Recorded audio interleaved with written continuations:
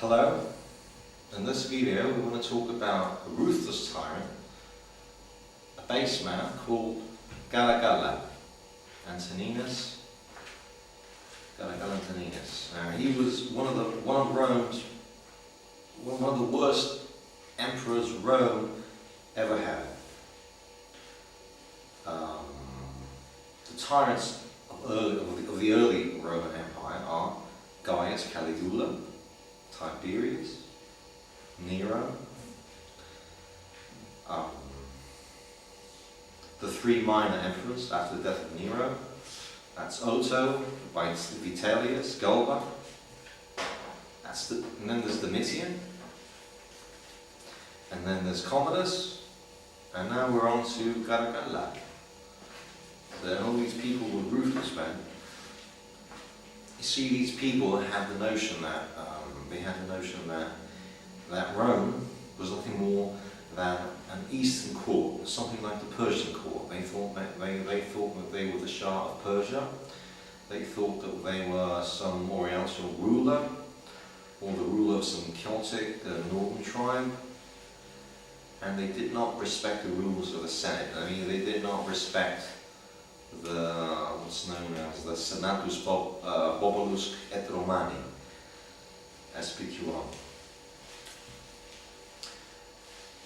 They did whatever they wanted to, and they treacherously murdered friends.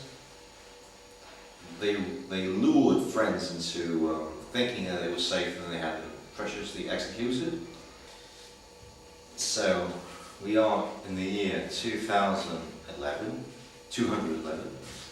We are in northern England, on the borders of Scotland, and Septimus Severus has just died. Now, Septimus Severus, Caracala's father, proved to be ruthless during the civil wars. And after the civil wars ended, well, then he became more popular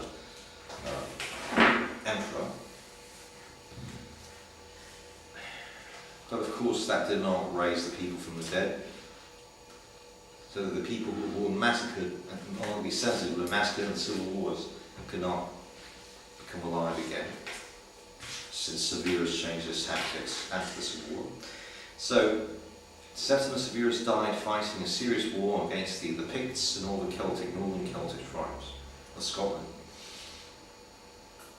And the troops acclaimed the two brothers, Caracalla, who was the eldest, and the youngest brother, Yetta, as co-emperors. Now they were already acclaimed Caesars when Severus was fighting the Parthians a couple of years back. Now the thing is, because Caracalla had the opportunity to be the elder brother, he was the major emperor, and most of the control lay in his hands and not in the hands of Yetta. Now Yetta had a lot of friends, but he was more or less a puppet. So we see a parallel when Tiberius died and he left Caligula and his cousin Gemellus. Gemellus did not survive for long. So we see when Nero took control, Britannicus, who was the real ruler, did not rule for long. So everyone knew that when they were acclaimed co-emperors, they would soon become one emperor. One of them would not last. And seeing that Caracalla was ruthless, and Yetta was a kind prince, so it's somewhat hard to see who would prevail, the good prince or the evil prince. Well, sadly, it was the evil prince, Caracalla. So Caracalla began his reign in 211, and he began his reign by executing his tutor, Evidus, Castor, another tutor, his wife, Plotina, her brother, Plautus, and a charioteer called Epherbis. 2012. Yetta was next on the line, his brother and co-emperor. So even though Yetta was guarded from the plots of Caracalla, he had friends, he had praetorians, he had guards, he had people watching out for him. Still, that was not enough. What happened was Caracalla tricked his brother Yetta into coming into his presence and making a formal reconciliation in front of their mother, Julia Domna. And Yetta was treacherously murdered on his mother's lap. So can you imagine a mother losing her son by her elder brother, by her elder son, and dying on her laps? I mean, that was unheard of. And what's more, Caracalla forbid his mother to mourn her son. Right. And to save face, Caracalla, what he did was he brought out a rumour, a story that it was Yetta who was plotting against Caracalla, and not Caracalla was plotting against Yetta. So what he did was amazing. I mean, it shocked the whole Roman world, and it also permanently hurt Julia Domna, and she would not survive for long too. I want to remind people that Julia Domna, the wife of Septimus Severus, was a princess of the royal family, the royal priestly family of Emesa. She was a Syrian, and that makes Caracalla and Yetta half Phoenician, half Syrian. They were not even Romans, but yet they were on the throne. Now, in the same year, Caracalla went on to execute Papinian, one of the Eastern Phoenician jurists, a lawmaker. He killed a nobleman called Thrasea Priscus. He framed and executed a centurion, and the men sent him to murder his tutor, Gilo. He executed several provincial governors who were friends of Caracalla. And Caracalla did another thing that was unheard of. He executed the Vestal Virgins. So it's like going into a nunnery, going to some sort of monastery and executing all the nuns. That was unheard of. And that was in the very same year that he murdered his brother in front of his mother. So this person was a real tyrant. I mean, not even the Persians would do this. I mean, not even the worst Eastern tyrant would act like that. He killed the son of Helvius Pertinax, the ex-emperor, and he also killed several Praetorian guards who were friends of Yetta, and those who did the deed. So they were framed. So imagine a soldier being ordered to kill Yetta, and then being framed and killed for obeying his order. I mean, that's treachery. So in 2013,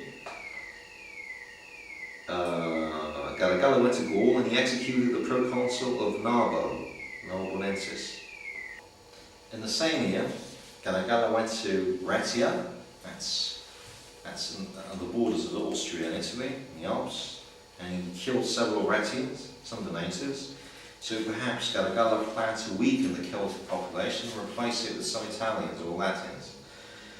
Now, 2014, Caracalla continued his policy of being treacherous, and he invited one of the kings of the petty kingdom of Osroene, which is a small Assyrian kingdom, and he imprisoned and killed the king called Afgar, not the famous Afgar who met Christ, Syria. One of these, one of the princes, called Afgar. And so, without even fighting, with a treacherous mind, he subdued parts of Osroene. However, he also imprisoned the Armenian king, but the Armenians decided to resist this tyrant, this guy who had nothing to do with the Roman Republic.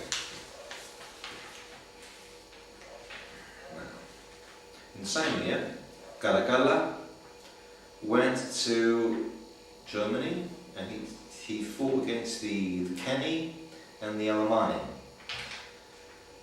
The Romans formed an auxiliary force from the Alemanni, but they treacherously slaughtered them. So again we see Caracalla betraying his friends. And why did he do that? Because he wanted to weaken the Germans.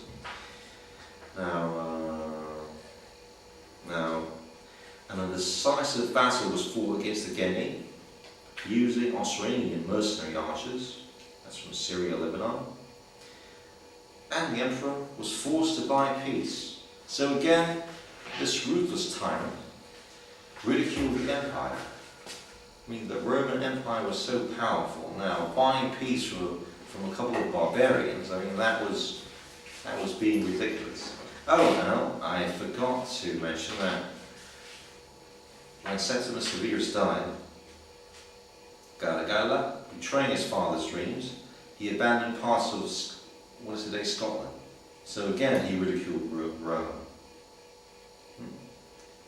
He not only did not finish the war with the Picts, but he also withdrew. And that's what Commodus did a few years earlier. And that's what Tiberius did with Germanicus years earlier. Now, during the same year, Caracalla arrested and executed Princess Cornificia, the daughter of Marcus Aurelius. And she was quite old at the time.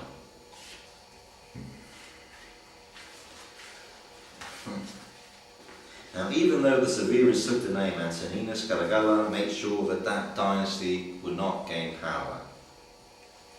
So, for example, if this old lady called Cornificia married someone, then that someone could be liable to continue the reign of Marcus Aurelius. But of course, a ruthless tyrant like Caracalla would not permit something like that. 215. Caracalla arrested and executed Gagilius Aemilianus, the ex-governor of Vetis.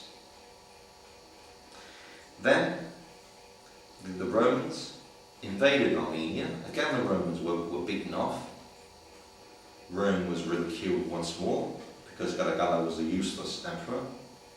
And had it been a real emperor, Armenia, I mean the part of it which was pro-Parthian, would have been subdued.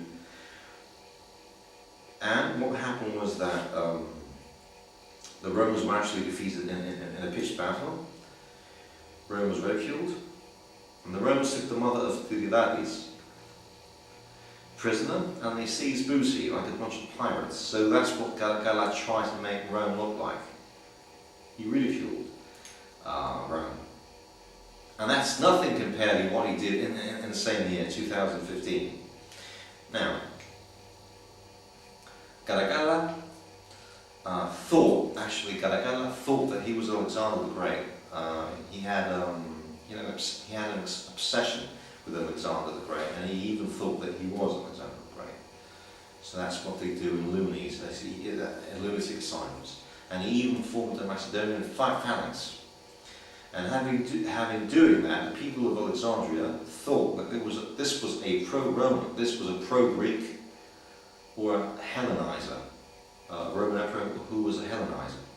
And his troops entered Alexandria, and they ordered the Greeks to form auxiliary troops and to help him fight the Armenians and the Parthians, the Persians. And what he did shocked everyone. He treacherously attacked and killed several of the Greeks of Alexandria. And thousands of years later, Machiavelli, the famous Italian Renaissance politician and writer, historian, he was shocked by that, and he actually talks about this treacherous act in his famous book, The Prince, Machiavelli the Prince. Right. So this treachery was not forgotten 1,000 years later. So we're coming to 2016 now, 216 now. The Romans enter Parthia. So they practically did nothing with Armenia, they practically did nothing with the Germans. And now, in order to save face, Caracalla is trying to defeat the Parthians. But he would not live to see Parthia subdued. By the way, Severus fought against the Parthians and he actually defeated them. Now his son, who was a useless emperor, could not be like his father. So all he did was, in the year 2016, he entered Parthia and he raided parts of Babylon and Cappadocia, which is the Kurdish part, which is Kurdistan. The Romans retired to Edessa, and what they did was they seized Arbela, which was the site where Alexander the Great fought near the site where Alexander fought his famous battle with the Persians, centuries earlier. And what they did, again, shocked everyone. Typical of Caracalla. They robbed and they destroyed sacred tombs of Arbila and they committed sacrilege. So Caracalla was trying to turn his Italians, Romans, Latins into a bunch of pirates like himself. Well, that's not what the Romans were like. The Parthians retired beyond the Tigris River and they tried to regroup their forces. That's the winter of 2016. Now in early 2017, now we're in April, the Romans under the Emperor Caracalla, after a second attempt, they captured Edessa, which already was weakened because they had seized Africa as their king. And, typical of Caracalla, he executed an Egyptian wizard or prophet called Serapio for prophesying that one of his commanders, Apelius Macrinus, would be appointed emperor.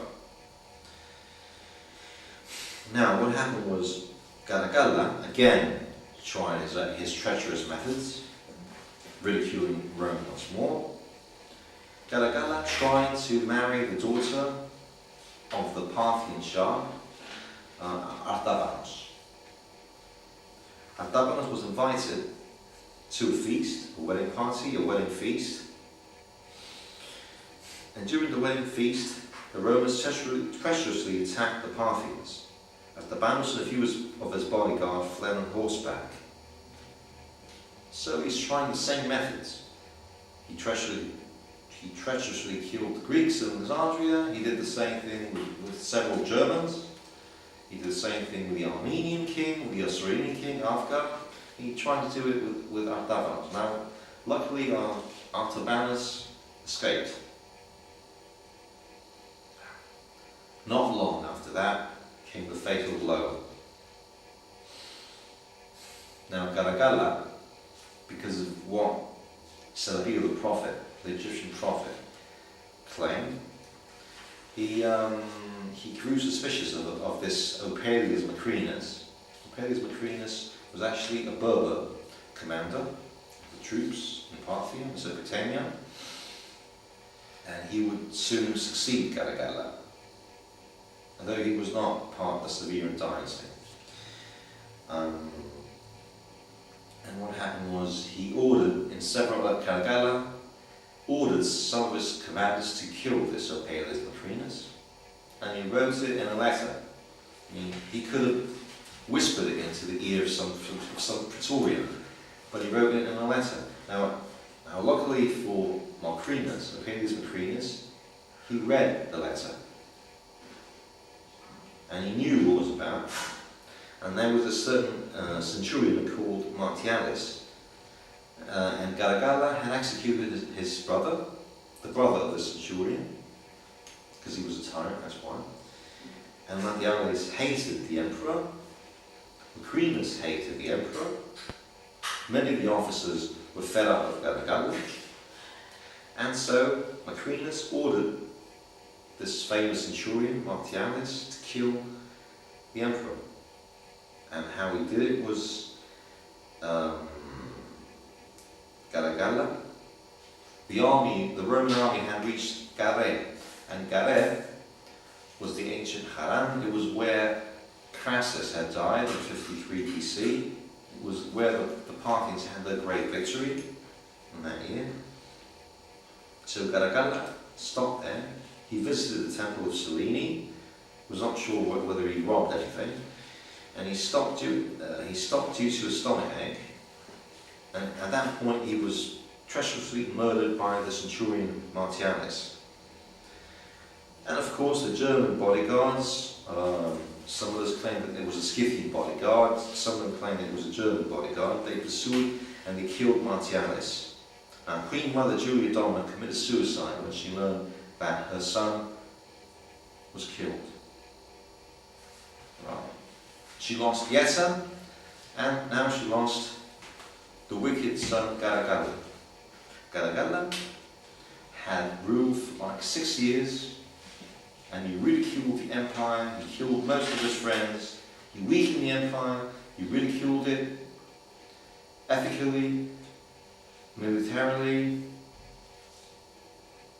and we have this piece of information that a certain philosopher called Heliodoros, the Greek guy, he was banished into an island and he was charged with murder. And when Caracalla died, he was acquitted and permitted to go free. Now, so these are the basic facts.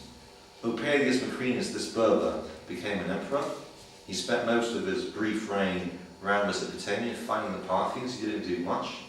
And then it was another member of the Severans, Heliogabalos, a 14-year-old pervert, a priest of Baal, a 14-year-old boy who practically knew nothing about ruling the empire. He succeeded Macrinus. The Romans withdrew from Parthia. The Parthians were the victors. He was murdered not long after that. And then, thank God, at least a true Roman emperor took power, and that was Alexander Severus. I'm going to talk about him soon in one of our new videos. So after the reign of Marcus Aurelius, Alexander, after all these years of all these tyrants and all these useless usurpers, we finally have a true emperor called Alexander Severus. Now, a few words about Caracalla. Everyone knows the famous story when the Roman Republic, during the Roman Republic, the Romans were fighting against the Greek king Pyrrhus. This Greek doctor called Megias, he offered the consul Fabricius, that was in 279 BC, and he offered the consul to poison Pyrrhus. And what did the Romans do? They informed their enemy, Pyrrhus, that his doctor was trying to poison him, and of course, Pyrrhus executed the doctor, the evil doctor. So that was Roman ethics. They wanted to win by the valor and not by trickery. Now, it seems that Caracalla became the doctor Nikias, and the Parthians, or the Germans, or the Armenians, or the Austrians, became the consul, the good consul Fabricius. Caracalla tried to destroy these ethics, these Roman ethics, the ethics that the Gassos talked about, Cicero talked about, all these philosophers talked about, the Senecas, the Plinies. Caracalla was there with the Roman Empire. He was a tyrant. He thought that Rome was the East. Now, even though Caracalla was a useless tyrant, he did two good things. Yeah, that's true. He did two good things. Well, the first thing he did was he created the famous baths. I visited these baths. I mean, it's a huge place in Rome. That's in the centre of Rome, not far from the Colosseum. These famous baths. And also, I saw a dream with the wedding of Caracalla. That was when he treacherously tried to kill Artabanus, the Persian Shah. And finally, Caracalla did something, even though he was a useless tyrant, he did something that changed the entire world. He gave universal suffrage to people who were not Italian Romans, Latins. So Greeks became equal to the Italians, the Spaniards, Celts, Phoenicians, Syrians, Jews, and everyone who was a free citizen of the empire became a Roman citizen. And soon after that, I mean, you see all the emperors who were crowned after the Severans. I mean, most of them, they were not even Italian. Most of them were foreigners. And when we go on to Byzantium, the Eastern Roman Empire, well, you hardly have any Italians there. Not even as generals, not even as consuls. So Caracalla made Rome, the western part, and later the eastern part, a universal empire. He made it a cosmopolitan empire. Everyone was equal now. Of course, that was not, I mean, that led to the decay of Rome. That led to the decay of the Roman culture. He changed everything. So, of course, he did not do it himself. One of his famous lawmakers did it. And one of them he actually killed, Papinian. So that's it. So we have Caligula, Tiberius Nero, Galba, Otto, Vitellius, Domitian, Commodus, and now Caracalla, Julius Julianus, all these useless emperors. They really killed Rome. But that was not Rome. Caracalla was not Rome. And in the next video we're going to talk about some of the good emperors. And they held the true Roman Republic, the Senatus et Populos Romani, the true ethics of Rome. Now this mean figure is Caracalla. You can see the malice in his face, in his beards.